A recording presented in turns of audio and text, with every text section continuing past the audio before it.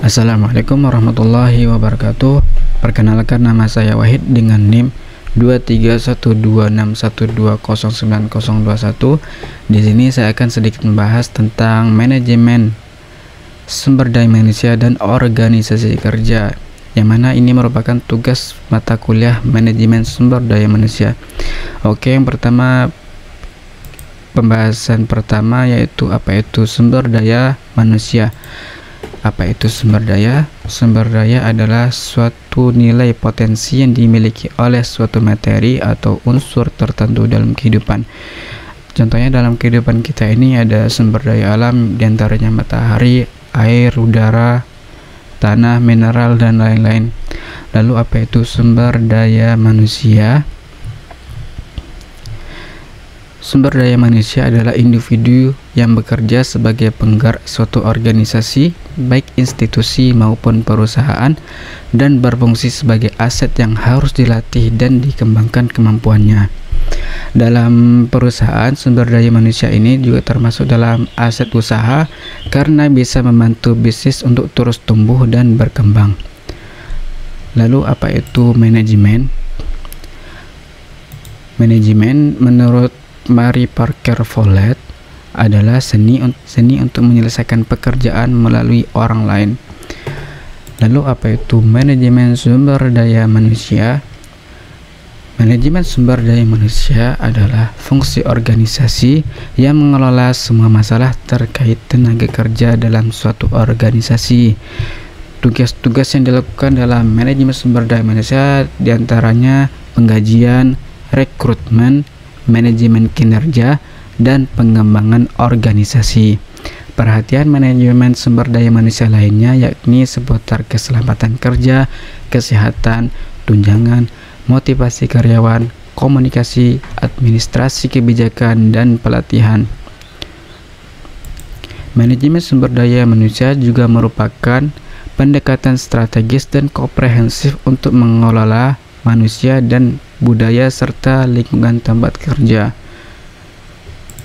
Fungsi dari manajemen sumber daya manusia adalah berperan untuk mengidentifikasi kebutuhan tenaga kerja, merekrut karyawan yang sesuai, mengembangkan keterampilan dan potensi mereka, serta memastikan efisiensi dan produktivitas di tempat kerja. Fungsi pertama dari manajemen sumber daya manusia melibatkan perencanaan strategis untuk mengidentifikasi kebutuhan tenaga kerja pada berbagai tingkatan organisasi, baik jangka pendek maupun jangka panjang. Hal ini melibatkan analisis terhadap tugas-tugas yang harus dilakukan, keterampilan yang dibutuhkan, serta estimasi jumlah karyawan yang diperlukan untuk mencapai tujuan organisasi. Fungsi kedua dari manajemen sumber daya manusia mencakup proses perekrutan, seleksi, penempatan karyawan yang tepat sesuai dengan kebutuhan dan persyaratan posisi yang tersedia. Pentingnya memastikan bahwa individu yang direkrut memiliki keterampilan, pengetahuan, dan kepribadian yang sesuai dengan tuntutan pekerjaan dan budaya organisasi agar dapat berkontribusi secara maksimal. Lalu tujuan ketiga manajemen sumber daya manusia melibatkan pengembangan dan pemeliharaan karyawan yang ada melalui pelatihan, pengembangan keterampilan, penilaian kerja, serta manajemen kinerja secara menyeluruh. Lalu apa saja manfaat dari manajemen sumber daya manusia? Manfaatnya diantaranya yaitu meningkatkan produktivitas pekerja, menjaga keselamatan pekerja, membantu pemilihan keputusan bisnis, memastikan kesejahteraan pekerja, dan melatih pekerja agar lebih terampil. Lalu misi organisasi dan strategi. Misi merupakan kegiatan-kegiatan yang digunakan untuk melaksanakan visi yang telah disepakati. Menurut Goulton, misi merupakan tugas atau kewajiban yang harus dilaksanakan untuk mewujudkan visi. Lalu strategi adalah aksi yang dirancang untuk mencapai misi dan tujuan organisasi.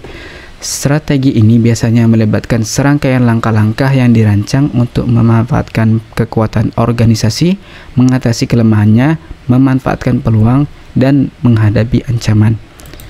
Lalu ada Human System Development Model. HSDM dan organisasi. Human System Development Model atau HSDM adalah sebuah model yang digunakan untuk mengembangkan sistem manusia dan organisasi dalam mencapai tujuan-tujuan tertentu. HSDM didasarkan pada filosofi bahwa manusia dan organisasi saling terkait dan mempengaruhi satu sama lain dalam mencapai tujuan bersama. Oleh karena itu, HSDM menekankan pentingnya pengembangan kualitas sumber daya manusia dan organisasi. Lalu organisasi menurut Profesor Dr. Sondang P. Siagian, organisasi merupakan suatu bentuk persekutuan antara dua orang atau lebih yang bekerja sama serta secara formal terikat dalam rangka pencapaian tujuan yang telah ditentukan, dan dalam ikatan itu terdapat seorang atau sekelompok orang yang disebut bawahan. Oke, demikianlah penjelasan singkat saya tentang manajemen sumber daya manusia dan organisasi kerja. Saya mohon maaf jika ada kekurangan atau kesalahan kata. Baiklah, saya undur diri. Billahi fisabilil haq, fastabiqul khairat. Wassalamualaikum warahmatullahi wabarakatuh.